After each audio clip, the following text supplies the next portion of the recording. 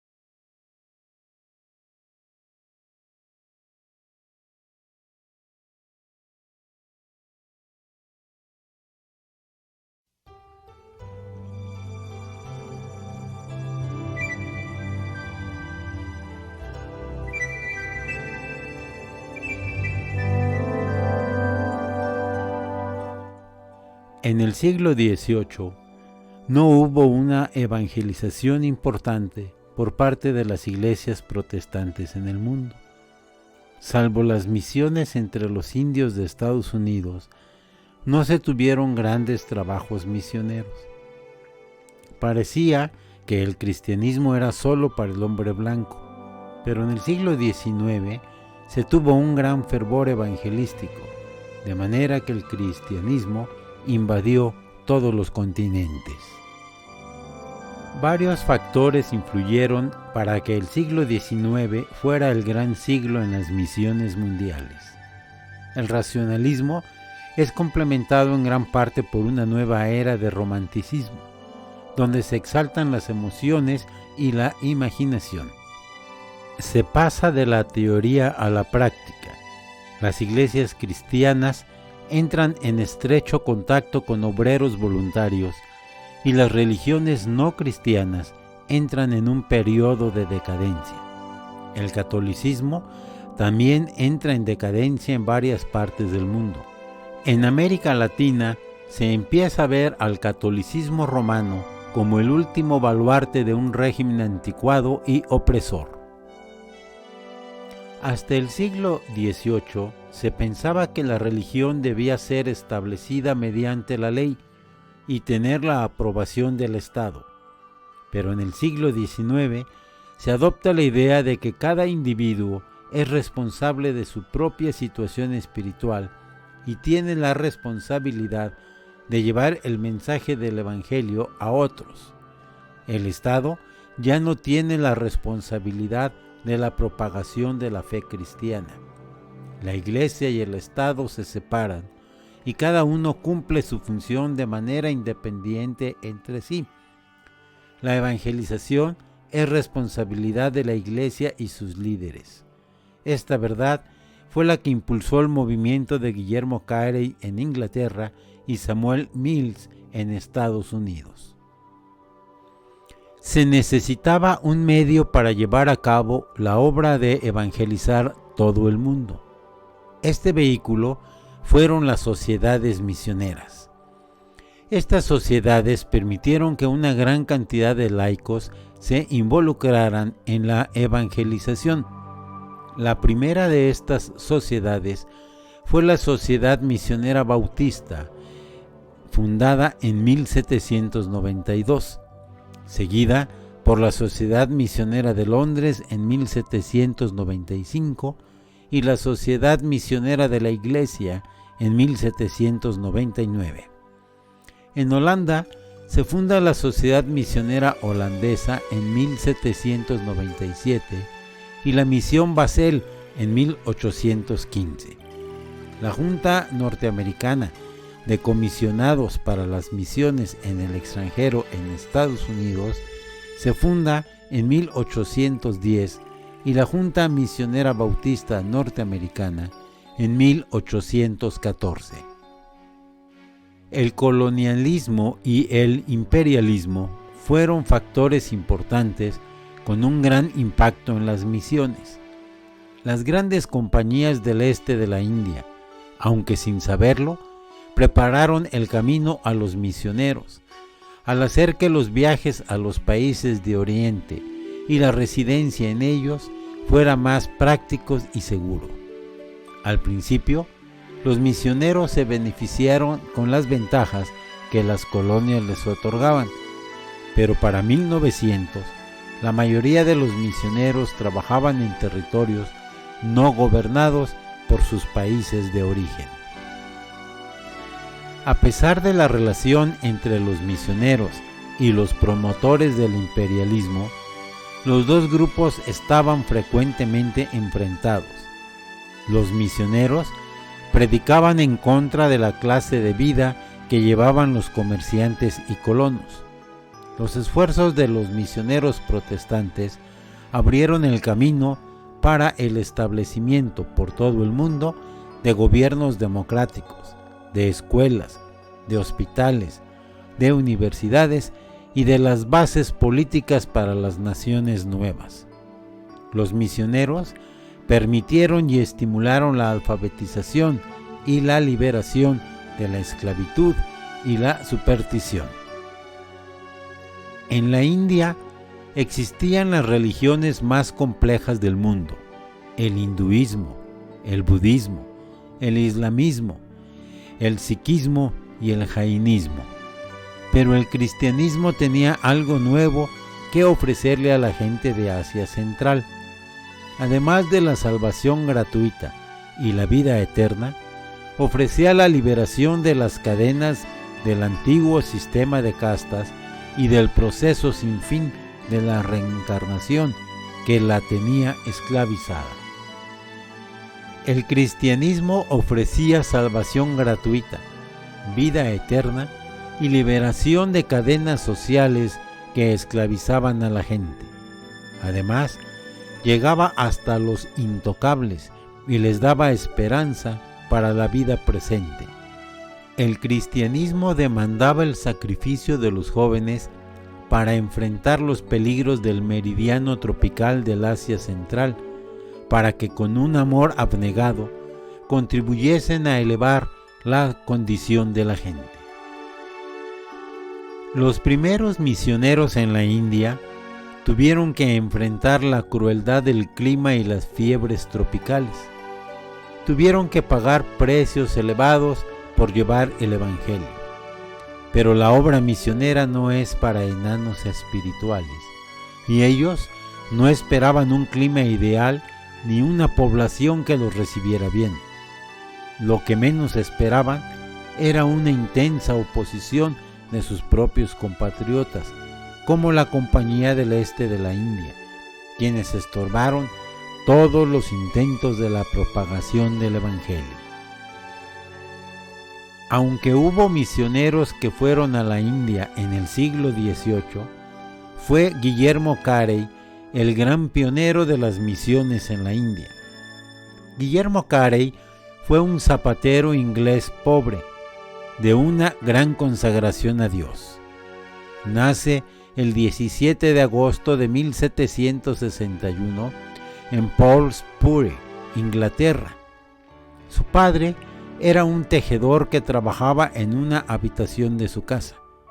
Llevaba una vida sencilla y sin complicaciones. Tuvo una niñez rutinaria, solamente sufriendo algunas alergias que le impidieron lograr su sueño de ser jardinero. Fue un asiduo lector y un excelente estudiante. A los 16 años entró de aprendiz de zapatero, oficio que desempeñó hasta los 28 años de edad. A los 18 años de edad entregó su vida a Cristo en una iglesia anglicana. Posteriormente se unió a un grupo de bautistas. Dedicaba su tiempo libre al estudio de la Biblia, a la predicación, a la enseñanza de los niños y a los ministerios laicos.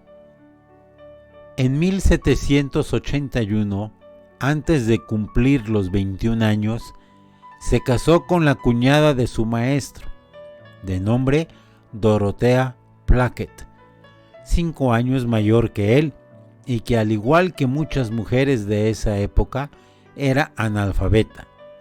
Su primera hija, Ana, murió siendo muy niña. Su segunda hija también murió. Después tuvo 3 hijos varones, Félix, William y Peter. Desde el principio de su matrimonio no se entendía con su esposa, y al pasar el tiempo las diferencias fueron en aumento. Carey no solo tenía la responsabilidad de su propia esposa e hijos, sino también de la viuda de su difunto maestro y sus 4 hijos. Desde su conversión, Carey siempre sintió una enorme necesidad de llevar el Evangelio a los inconversos. A pesar de su situación económica, Carey siguió estudiando y predicando. En 1785 acepta la invitación a pastorear la Iglesia Bautista de Moulton, una pequeña congregación. En 1789 fue llamado a pastorear una iglesia bautista más grande en Leicester. Carey podía leer la Biblia en varios idiomas: inglés, griego, hebreo, latín, francés y alemán. Durante estos años de pastorado, fue formando su filosofía de las misiones, iniciada por su lectura de los viajes del capitán Cook. Poco a poco, fue desarrollando la perspectiva bíblica y se convenció de que las misiones eran la responsabilidad central de la iglesia. La mayoría de los clérigos de esa época creían que la Gran Comisión había sido dada solo a los apóstoles. Por eso, la conversión de los gentiles no les correspondía. Una ocasión, en una reunión con pastores, presentó sus ideas sobre la evangelización. Uno de ellos, de mayor edad y experiencia, le dijo: «Siéntese, joven. Cuando Dios quiera convertir a los gentiles, Él lo hará sin su ayuda ni la mía». En 1792 publica un libro con el título Estudio sobre la obligación de los cristianos de usar medios para la conversión de los gentiles, título según él abreviado. En este libro presentaba los argumentos de por qué se deberían enviar misioneros a tierras lejanas. El 31 de mayo de 1792, en Nottingham, habló ante un grupo de pastores, a quienes desafió con el pasaje de Isaías, capítulo 54, versículos 2 y 3. «Ensancha el sitio de tu tienda, y las cortinas de tus habitaciones sean extendidas. No seas escasa. Alarga tus cuerdas y refuerza tus estacas, porque te extenderás a la mano derecha y a la mano izquierda, y tu descendencia heredará naciones y habitará las ciudades asoladas». Durante su intervención, pronuncia sus famosas palabras: «Esperen grandes cosas de Dios, intenten grandes cosas para Dios». El 2 de octubre de 1792, Carey y 12 pastores más organizan lo que llamaron la Sociedad Misionera Bautista, con el propósito de enviar misioneros hasta lo último de la tierra. El primer secretario de esta sociedad fue el pastor Andrés Fuller. El primer misionero nombrado fue Juan Thomas, un laico que había ido a la India como médico de la Marina Real y que se quedó allí después de cumplir su tiempo de servicio para hacer obra misionera como médico y evangelista. Carey se ofreció a la nueva sociedad como acompañante de Thomas, y la sociedad lo aceptó con beneplácito. Esta decisión de Carey tuvo repercusiones importantes en su vida. La iglesia que Carey pastoreaba se sintió angustiada por perder a su pastor. Su padre lo tildó de loco y su esposa se opuso a esta decisión. Dorotea no estaba dispuesta a viajar hasta la India con 3 niños pequeños y otro en camino. Sin embargo, nada de esto hizo dudar a Carey de partir a la India. Carey tenía muy claro el papel del misionero, que resumía en las siguientes 2 características. Primero, amistad en igualdad de condiciones, es decir, un misionero debe ser un compañero e igual de las personas a quienes es enviado. Y segundo, autofinanciamiento a través de las labores de la misión y donaciones de los creyentes locales. Dicho de otra forma, un misionero debe convertirse lo antes posible en indígena, autosuficiente, autopropagable, tanto por el trabajo de la misión como de los conversos. En marzo de 1793, después de varios meses de visitar iglesias para recaudar fondos, Carey y Thomas fueron comisionados por la sociedad.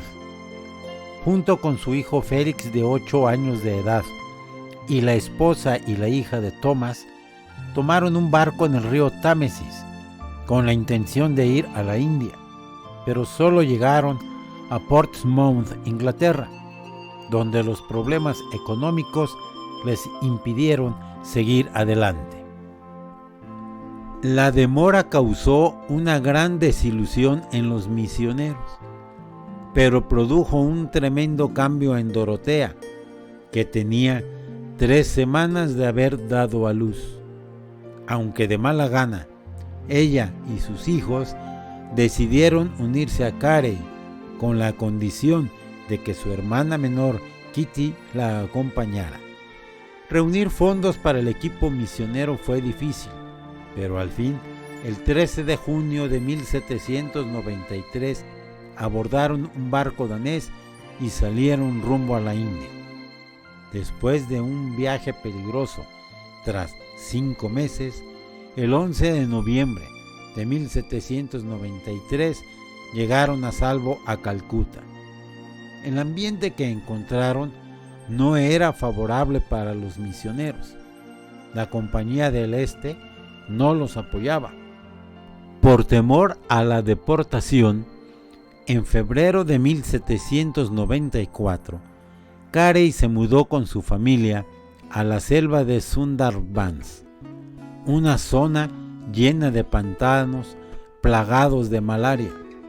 Dorotea y los 2 hijos mayores enfermaron de gravedad. Dorotea y su cuñada Kitty lo culpaban constantemente de sus aflicciones y envidiaban a la familia de Thomas, que vivía con comodidad en Calcuta.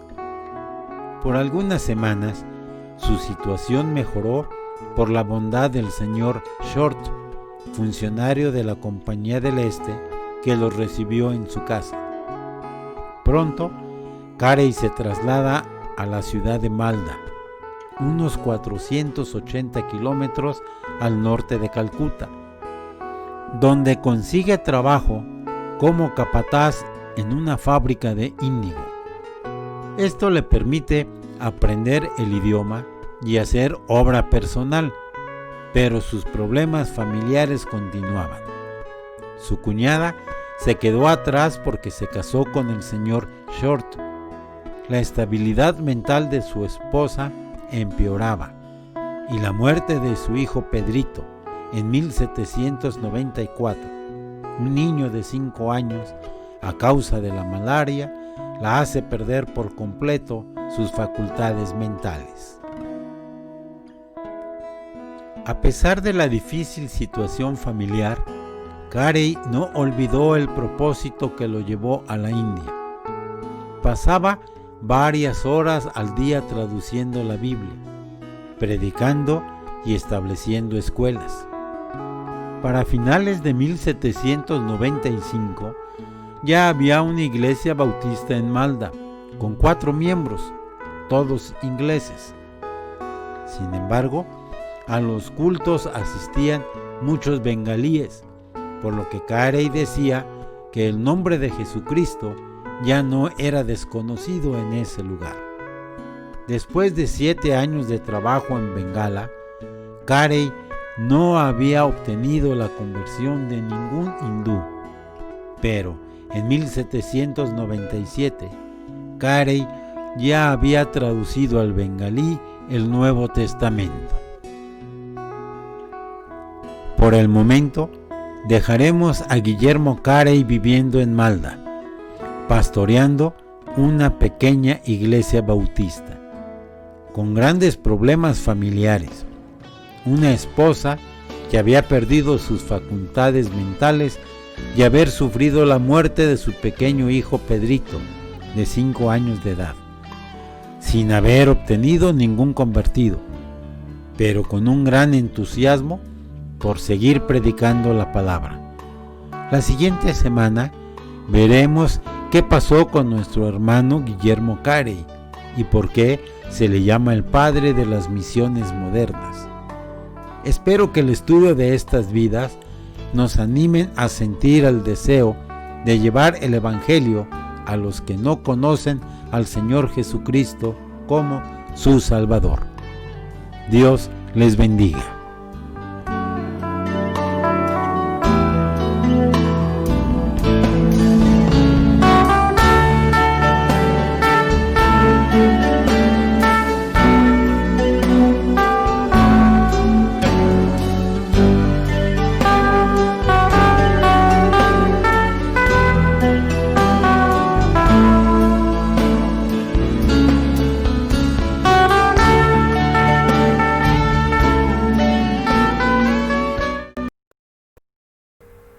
A Dios por este estudio bíblico que Dios nos trajo a través de nuestro hermano David Montemayor. Qué interesante es el poder conocer acerca de los trabajos misioneros, de los primeros trabajos misioneros, de cómo se ha ido extendiendo la palabra de Dios en todo el mundo. Y bueno, vamos a dar comienzo a nuestro servicio de adoración de este día. Vamos a orar a nuestro Dios. Padre nuestro, gracias te damos nuevamente. Nuevamente te agradecemos la oportunidad que nos das de estar aquí para adorarte. Te pido, Padre, que tú estés con cada una de las personas que han de participar en este culto.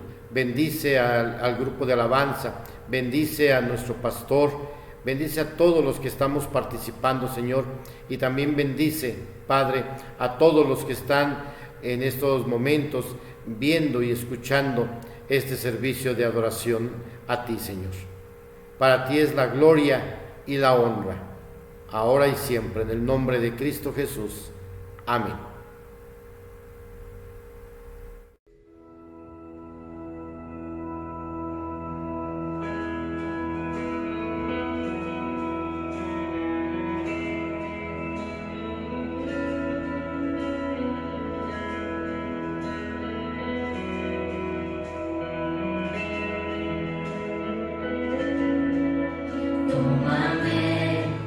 En las manos hicieron los cielos, hállame en la gracia que me redimió, de lodo me sacó, mis pasos afirmó, su nombre él me dio, mi corazón restauró.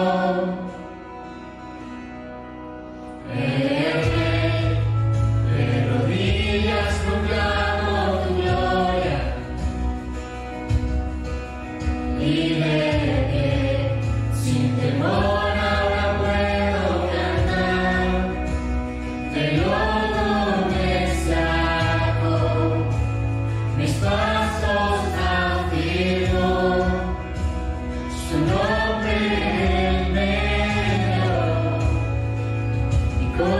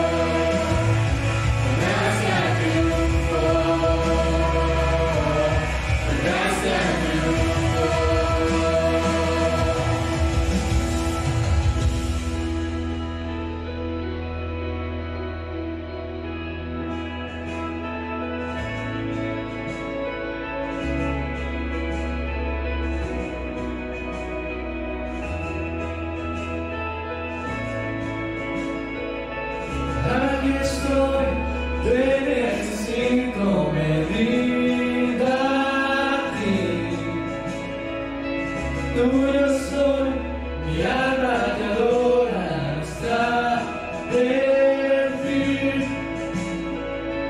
Aquí estoy, te necesito, me rindo a ti. Tuyo soy, mi alma te adora hasta el fin. Aquí estoy, te necesito, me rindo a ti. Tuyo soy, mi alma te adora hasta el fin. Aquí estoy, te necesito, me rindo a ti. Tuyo soy, mi alma te adora hasta el fin. Yo estaba roto, pero me amaste así. Tu gracia me alcanzó, mi pecado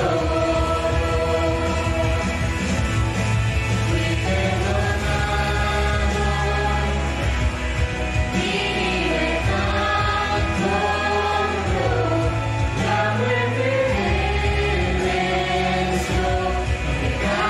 borró. Gracia triunfó, gracia triunfó, gracia triunfó,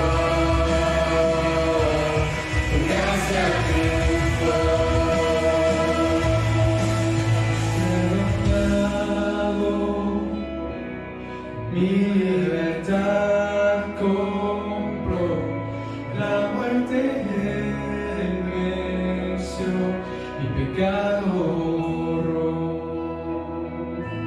y tu gracia triunfó.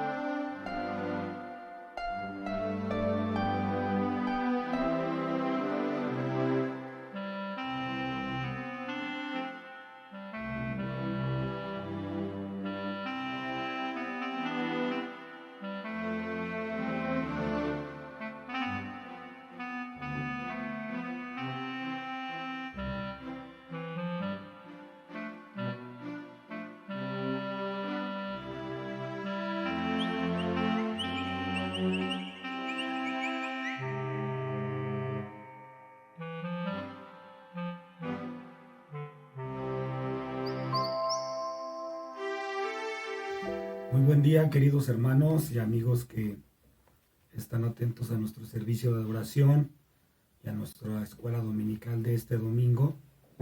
Agradeciendo a Dios que en su bondad pues nos deja reunirnos una vez más como iglesia en nuestros hogares o donde podamos estar, y a través de, pues hoy, a través de la tecnología, estar juntos y juntos poder aprender algo de la palabra de Dios, meditar en ella y sobre todo pues poner el ánimo y el esfuerzo para ponerla en práctica. Han pasado los días, semanas y ya meses desde que empezó esta contingencia, o empezó como contingencia, y al día de hoy podemos decir que Dios nos ha ayudado, que Dios ha sido fiel, nos ha guardado. Hemos visto en las noticias pues personas que han perdido la batalla en la enfermedad, en otras circunstancias, aún familiares y amigos, pero en todo tenemos que aprender a confiar y a descansar en los propósitos divinos. Hay muchas cosas que uno no puede entender o asimilar, pero en la Biblia podemos ver que A los que aman a Dios todas las cosas les ayudan a bien. En la Biblia podemos ver que cuando uno pone su confianza en Dios, pues Él trae la fuerza, la fortaleza, la paz. Y un día cuando estemos con Él, pues podremos preguntarle de tantas dudas que tal vez hoy estemos pasando. Pero hoy es un buen día para decirle gracias, Dios, porque les decía ya, si hacemos un recuento, van meses, y si nos hemos enfermado, si hemos pasado en las familias de nuestra iglesia, del Calvario, de Faro de Gracia, por un hospital, por alguna cirugía, pero aquí estamos, hermanos. Aquí estamos gozando del cobijo, del abrigo de Dios, y eso es lo que les mencionaba un poco el jueves, del gozo del Señor debe ser nuestra fuerza. Hay un coro que se llama Circunstancias. Yo tenía entendido que tenía otro título, pero dice: no miro las circunstancias, yo miro su amor, su grande amor. Y habla de Habacuc 3, dice: aunque la higuera no florezca, en ella fruto en la vid, dice que su confianza pues iba a estar en el Señor. Hoy quiero compartir con ustedes acerca de aprender de Josué. Aprendamos de Josué. Y unas características muy importantes que nosotros podemos traer a nuestra vida y disfrutar de las victorias que tuvo Josué, aprender de su carácter, y eso pues nos va a llevar a la victoria, como Josué, que tuvo que enfrentar pueblos gigantes. Y Israel, vemos que cuando salió de esclavitud, el pueblo hebreo pues no era un pueblo guerrero, no era un pueblo de batallas. Habían sido esclavos por 400 años, que iban a saber de estrategia de guerra, que iban a saber de armas, estaban sojuzgados. Y 40 años en el desierto, que los guió Moisés, pues el Señor peleaba por ellos, Él los sustentaba, Él los defendía. Ahora a Josué le toca conquistar esa promesa que Dios les había dado a su pueblo, y él tenía que pasar por algunas batallas. Y quiero que vaya conmigo, si usted abre su Biblia, en Deuteronomio capítulo 31. Deuteronomio capítulo 31, y que leamos lo que dicen los versículos del 1 al 8. Aquí mi Biblia tiene un subtítulo que dice: Josué es nombrado sucesor de Moisés. Y hoy quiero que aprendamos de Josué. Dice la palabra de Dios, Deuteronomio 31. Fue Moisés y habló estas palabras a todo Israel, y les dijo: este día soy de edad de 120 años. No puedo más salir ni entrar. Además de esto, Jehová me ha dicho: no pasarás este Jordán. Jehová tu Dios, Él pasa delante de ti. Él destruirá a estas naciones delante de ti, y las heredarás. Josué será el que pasará delante de ti, como Jehová ha dicho. Y hará Jehová con ellos como hizo con Sehón y con Og, reyes de los amorreos, y con su tierra, a quienes destruyó. Y los entregará Jehová delante de vosotros, y haréis con ellos conforme a todo lo que os he mandado. Esforzaos y cobrad ánimo. No temáis, ni tengáis miedo de ellos, porque Jehová tu Dios es el que va contigo. No te dejará, ni te desamparará. Y llamó Moisés a Josué, y le dijo en presencia de todo Israel: esfuérzate y anímate, porque tú entrarás con este pueblo a la tierra que juró Jehová a sus padres, que les daría, y tú se las harás heredar. Y Jehová va delante de ti, Él estará contigo, no te dejará, ni te desamparará. No temas, ni te intimides. Qué bonitas palabras de parte de Dios a Moisés, y de Moisés a Josué y al pueblo. Como vemos en este texto que estamos considerando en esta hora, es el momento del traspaso de mando de Moisés a Josué. Pero antes de entrar a la tierra prometida, pasaron muchas cosas que hoy quiero que analicemos juntos. Moisés fue el libertador de Israel y Josué ahora es el conquistador, o debiera ser el conquistador de la tierra que Dios había prometido a su pueblo. Y la generación de Josué representa a todos aquellos creyentes que están dispuestos a conquistar sus sueños, a conquistar sus proyectos. Es una generación que se esfuerzan y son valientes para hacer proezas con la ayuda de Dios, aún en medio de este tiempo difícil. Nosotros podemos lograr muchas cosas si Dios va delante de nosotros. Esta generación de Josué nos representa a nosotros como hombres y mujeres, jóvenes y señoritas que están dispuestas a creer, que están dispuestos a confiar, pero que también están dispuestos a pelear para alcanzar las bendiciones que Dios tiene para nosotros, que Dios tiene para nuestra vida. Es importante conocer por qué Josué fue elegido como sucesor de Moisés. Es importante conocer por qué Josué fue a quien el Señor eligió para ser el conquistador de la tierra prometida. Es importante conocer cuáles son esas actitudes que vio Dios en el corazón de Josué. Y es lo que yo quiero que hoy notemos y aprendamos, para que también nosotros podamos desarrollarlas en nuestra vida, para que nosotros podamos ponerlas en práctica y también poder conquistar como lo hizo Josué. Primera característica o cosa que puedo ver en la Biblia acerca de Josué y aprender de él es que Josué era un hombre bajo autoridad. Si usted va conmigo al libro de Éxodo, en el capítulo 24, le invito. Éxodo, capítulo 24. Vemos en el versículo 12 y 13 cómo Josué sabía reconocer a su autoridad. Le daba el honor a sus padres, vamos a decirlo hoy en día, le daba el honor a sus profesores, en su trabajo se podía sujetar. Dice la Escritura en Éxodo 24. Entonces Jehová dijo a Moisés, sube a mí al monte y espera allá, y te daré las tablas de piedra y la ley y mandamientos que he escrito para enseñarles. Y se levantó Moisés con Josué, su servidor, y Moisés subió al monte de Dios. Y allí en Josué, en el capítulo 5, se menciona acerca de que Josué estaba cerca de Moisés y que estuvo como servidor. Muchas de las veces nos cuesta un poco de trabajo pues, ser siervos, sujetarnos a las autoridades, empezando en el hogar por nuestros padres, en la sociedad como en nuestros trabajos, les decía a nuestros profesores.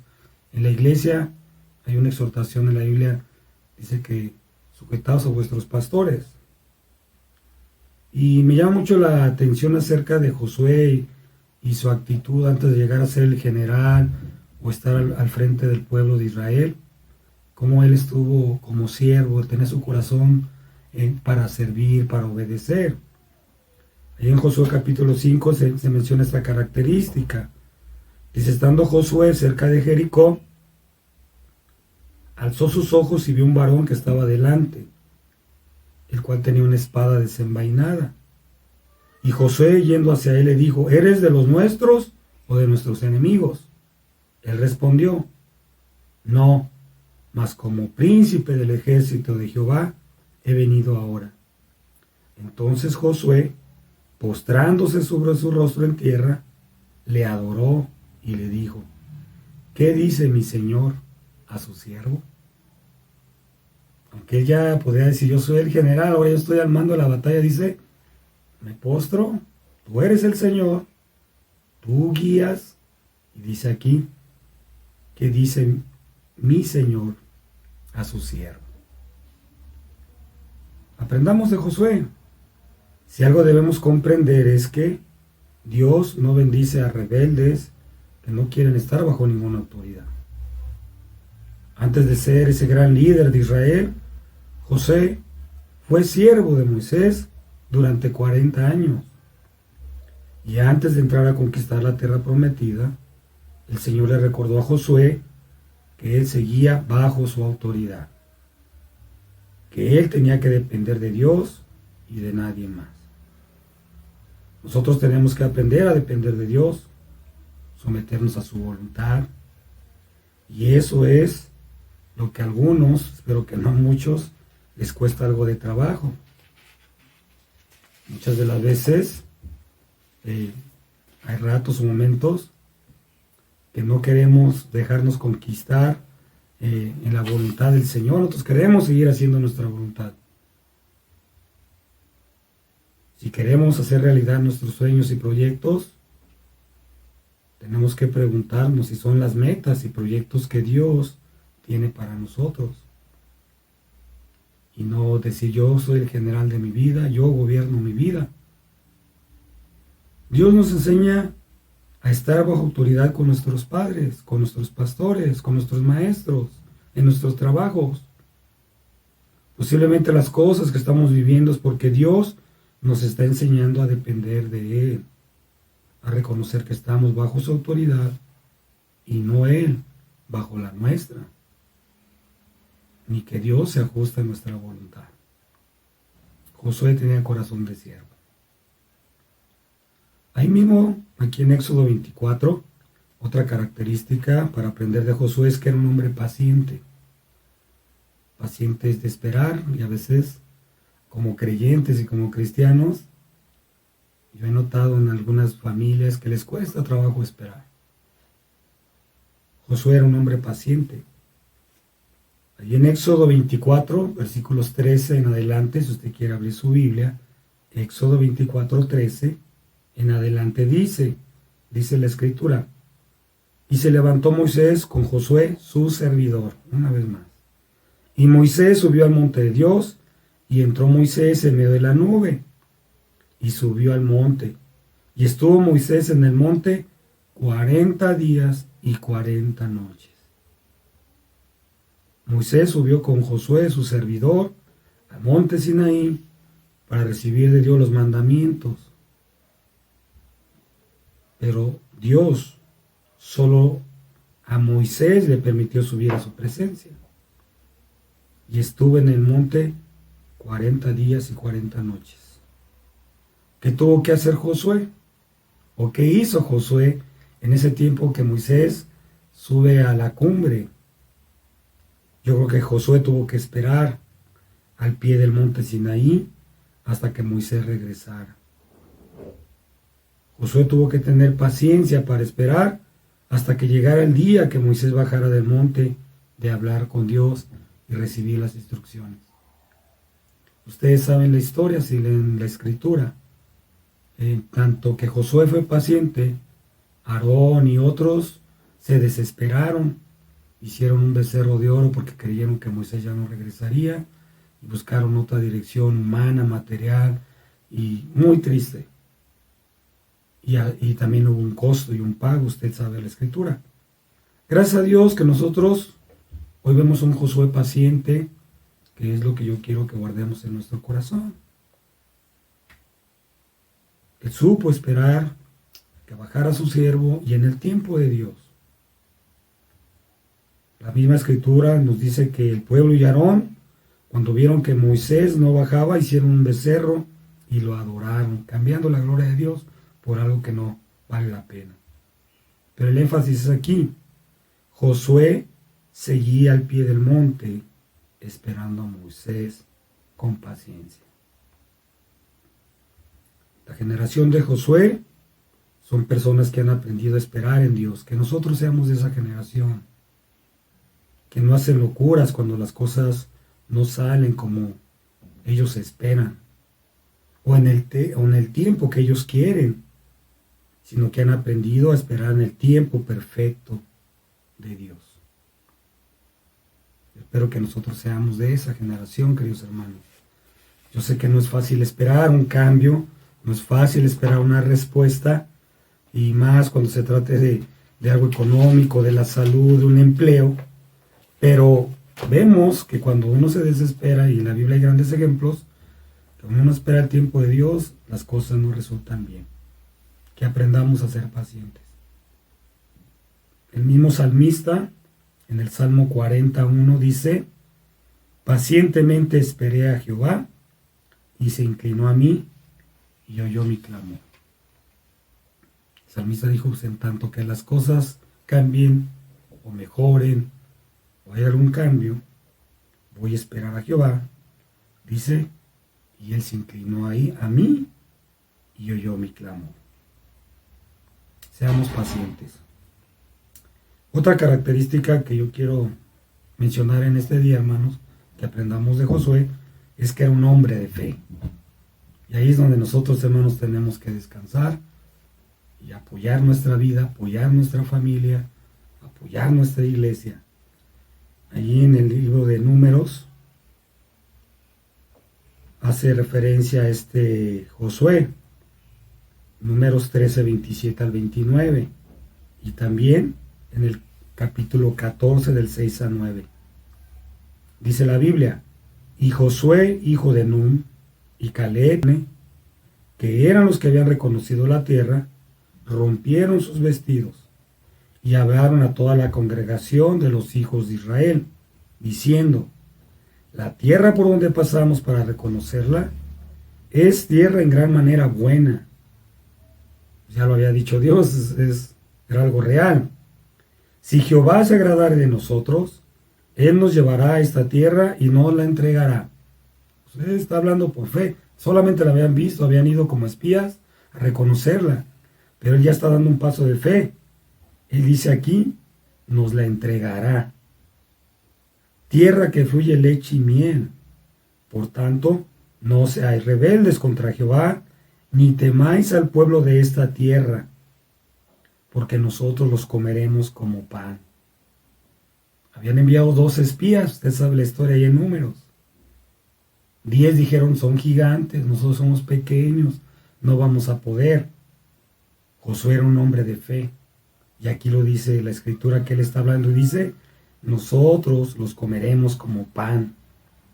Su amparo se ha apartado de ellos, y esta es la clave de la verdadera fe. Dice: y con nosotros está Jehová, no les temáis. Y con nosotros está el Señor. Nosotros como iglesia, Nuevo Testamento, podemos decir: con nosotros está Cristo el vencedor. En mi corazón y en mi vida está Jesús, mi Salvador, mi amigo, el Rey. Ese es, como Josué, un hombre de fe.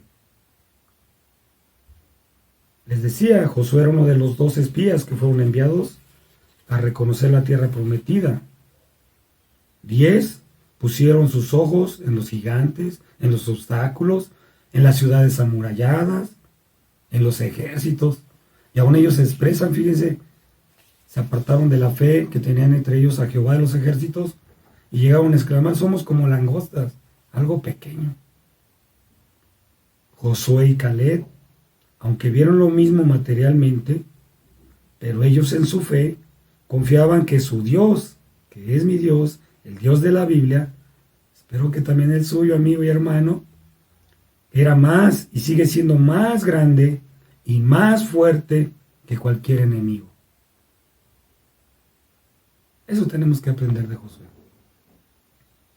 A confiar que nuestro Dios es más grande y más fuerte que cualquier cosa. Josué tenía confianza en que Dios pelearía por ellos y les daría la victoria. Esa es fe. Y la generación de Josué son personas que reconocen que en Cristo hoy nosotros somos más que vencedores. Que no hay batalla que con la ayuda de Dios no podamos vencer, hermanos. Y amigo que está empezando a poner su fe en el Señor, créanlo, aprenda de Josué, que no hay problema que con Cristo no pueda haber una solución. Que no hay sueño y meta que con Cristo no se pueda alcanzar. La tarea que Dios estaba delegando a Josué y que ya le había dado también, depositado su confianza en Moisés, no era sencilla. Les decía en un principio, el pueblo de Israel en el desierto no era un pueblo de batallas, de ejércitos, no tenían muchas estrategias. Ellos eran pastoreados por la nube y la columna de fuego de Dios. El maná bajaba del cielo, su alimento. Lo que ahora iba a emprender Josué no era sencillo. Enfrentarse a pueblos, a ciudades amuralladas como Jericó. Él dijo, si Dios va delante de nosotros, ganaremos la batalla. Hoy nosotros podemos decir, si en mi vida el capitán es Cristo, vamos a la batalla. Y yo puedo tener fe de que no hay sueño ni meta que con Cristo no pueda alcanzar. La generación de Josué como nosotros en Cristo, debemos ser personas que no debemos poner la mirada en los obstáculos, en las dificultades.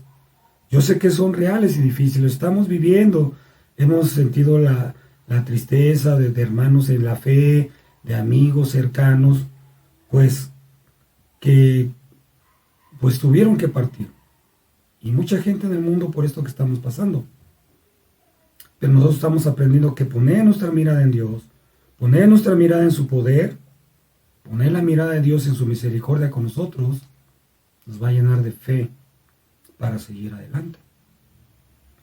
Y por último, hermanos, que aprendamos de Josué, que era un hombre de convicción. Hoy en día necesitamos cristianos y creyentes de convicción, que no se dejan mover por cualquier cosa, por cualquier problema, por cualquier adversidad. En este mundo vamos a enfrentar muchos, en la familia, en los matrimonios, con nuestros hijos, con nuestros vecinos, pero eso no nos debe de quitar la mirada de Cristo, no nos debe de apartar del camino de Dios, porque vamos en el camino para la eternidad. Josué capítulo 24, versículo 15, es un versículo que en ocasiones vienen en calcamonías para poner en nuestros libros, en nuestros autos, vale la pena. Josué era un hombre de convicción. Yo espero que nosotros cerremos este año, lo que va el año, manteniéndonos firmes, hermanos, adorando a Dios, cantando a la Señora en nuestros cultos, aunque sean virtuales.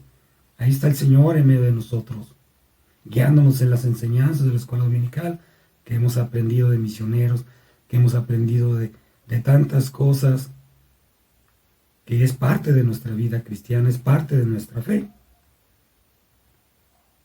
Josué 24:15 dice la Biblia, y si mal os parece servir a Jehová, escogeos hoy a quien sirváis, si a los dioses a quienes sirvieron vuestros padres cuando estuvieron al otro lado del río, o a los dioses de los amorreos, en cuya tierra habitáis.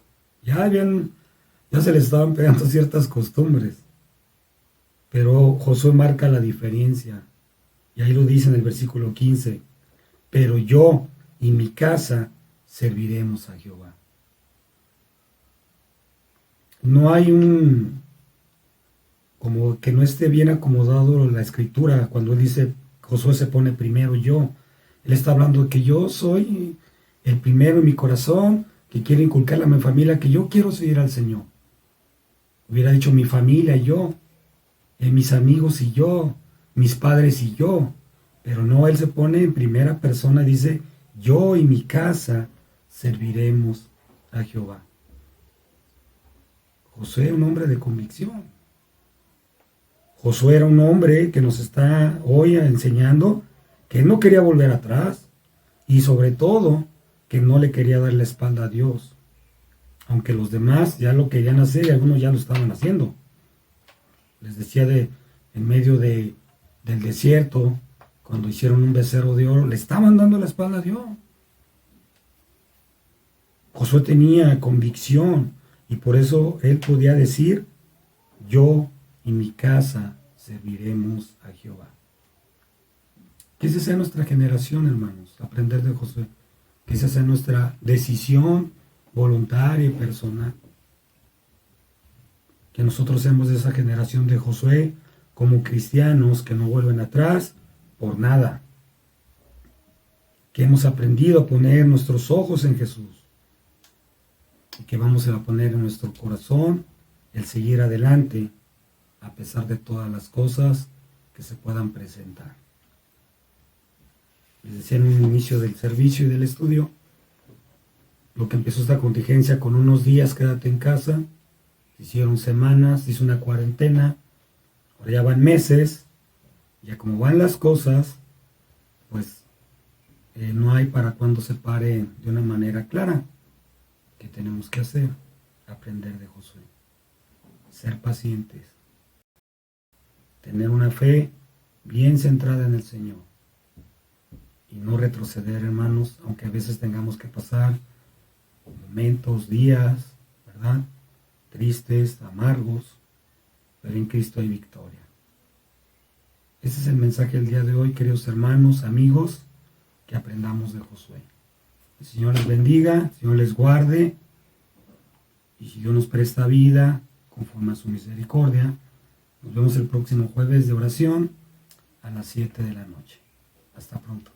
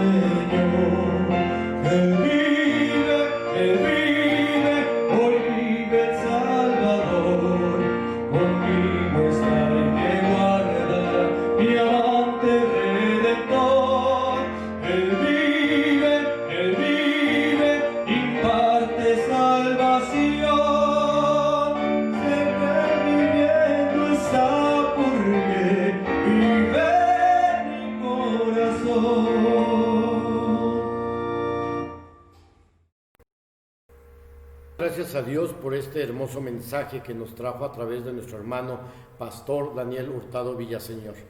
Queremos invitarles para que el próximo jueves a las 7 de la noche nos estén acompañando en el servicio de oración de nuestra iglesia. Próximo jueves a las 7 de la noche. Y bueno, vamos a terminar con nuestro servicio de adoración y vamos a hacer una oración a nuestro Dios. Oremos. Padre nuestro, nuevamente estamos ante ti, agradeciéndote por este tiempo que tú nos permitiste estar adorando tu nombre. Quédate en cada uno de nuestros hogares. Bendice a aquellos que por algún motivo no pudieron conectarse el día de hoy. Tú conoces los motivos. Bendíceles a ellos también. En el nombre de Cristo Jesús. Amén. Que la gracia de nuestro Señor Jesucristo sea con todos ustedes, ahora y siempre. Amén.